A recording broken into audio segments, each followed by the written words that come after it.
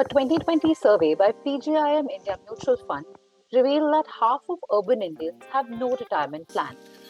Retirement comes way down on the list of financial priority. Delayed or no retirement planning is obviously a grave mistake.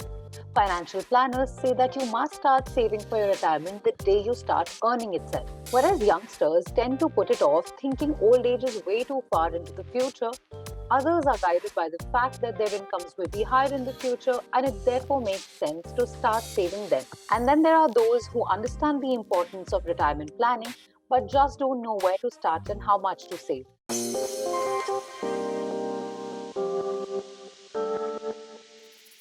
Once you understand the need to plan your retirement, you may just wonder how much you need. Many are unaware about how big their retirement coffers should be. Vivek Jain, head of investments at PolicyBazaar.com, sheds light on investing for retirement. They should look at what their basic expenses are right now. And when I say basic expenses, if somebody is living in a rented house, the house rent, the basic grocery spends, and some more basic spends for some basic entertainment or travel that they usually do. As supposing this comes out at 50,000 today, okay. So after 20 years at about 5% inflation, I will read maybe 1.5 lakh rupees or about 2 lakh rupees. One more thing that they should account for is they should have a emergency corpus, which is in case of any health exigencies or emergencies. Speaking of ULIPs, the Union Budget 2021 brought some bad news for ULIPs and has taken away their tax advantage. So, are they still attractive for potential retirees to earn a tax free income in old age? Any ULIP that was bought and issued before 31st of January 2021, not under the purview of any taxation of any LTCG. The other thing is only beyond 2.5 lakhs of investment annually is when the maturity benefit will be taxed as per the LTCG rules, and currently that is 10%. But I would still recommend investing in whole life ULIPs, and I would say two three reasons for that. As I told you that in ULIPs you already have a strategy which kind of hedges your risk, starting from 100% equity allocation to 100% debt allocation when you are nearing retirement. So for people who don't actively manage their funds, and most of the people who invest actually don't actively manage their funds. So I think when a fund manager or an expert is doing it for you, I think whole life ULIPs still makes sense for retirement planning. The other thing that I would like to talk about, and this is true for all online ULIPs, that there is now unlimited fund switching allowed, and all the fund switching is actually free of cost. So there are no charges for fund switching. When I say fund switching, you can move from a debt fund to a equity fund, or within a equity fund from multi-cap fund to a mid-cap fund or a large-cap fund. Still, the whole life ULIPs are a good option for the customers. And anyways, uh, an average ticket size in India for Indian residents is basically in the range of 1 to 1.5 lakhs. So it doesn't really impact most of the customers so much. And one more thing, I think that kind of helps the, I would say, the ULIP fund managers is see, in ULIPs you're kind of locked in for a period of 5 years. So it helps you to do disciplined savings as a customer.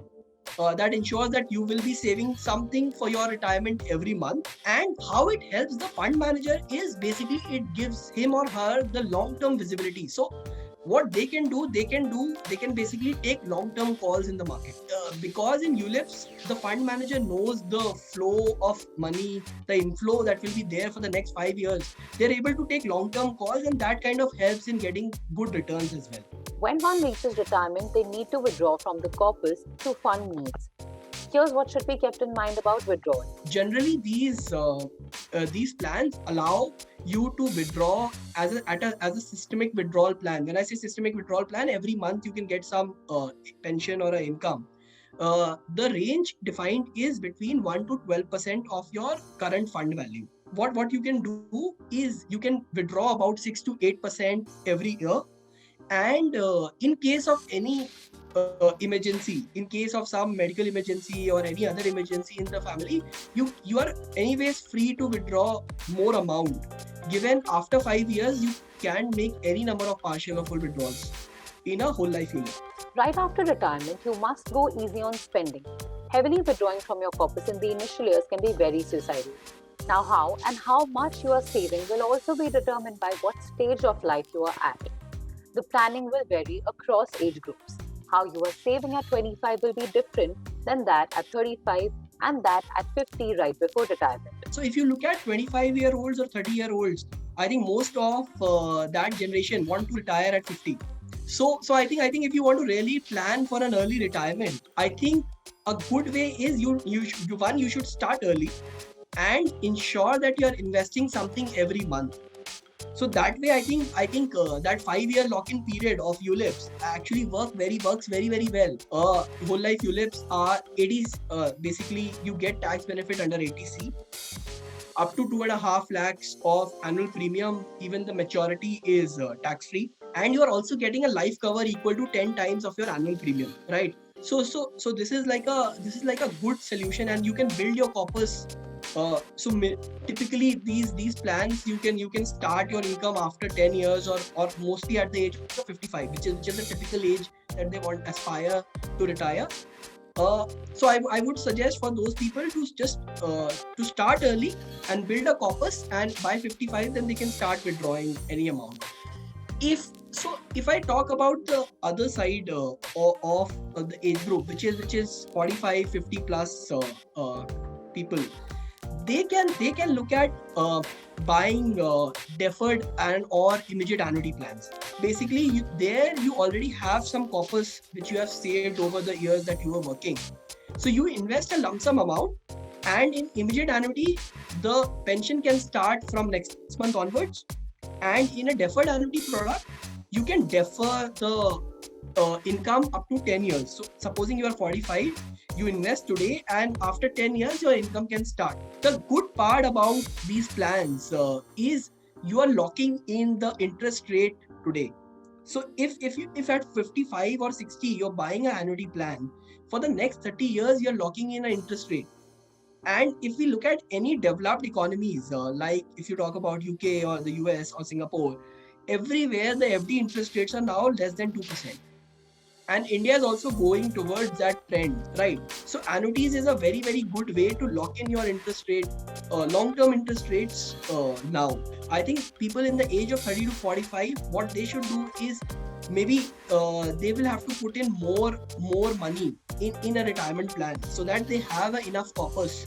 So if somebody is starting at 40, basically they only have 15 years to build that corpus. So at age of 40, I think more amount has to be invested so as to ensure that you have a sizable corpus when you retire. A well-designed retirement plan does not put all eggs in one basket, but spreads them across a mix of instruments. Equities are necessary to generate inflation-beating returns, while fixed income options lend stability to the portfolio. You'll be able to make the most of these when you start early, commit enough, and plan for long years of retirement. That's it from us in this video. Get your nest egg building if you haven't started already. And stay tuned with us for more on retirement and financial planning.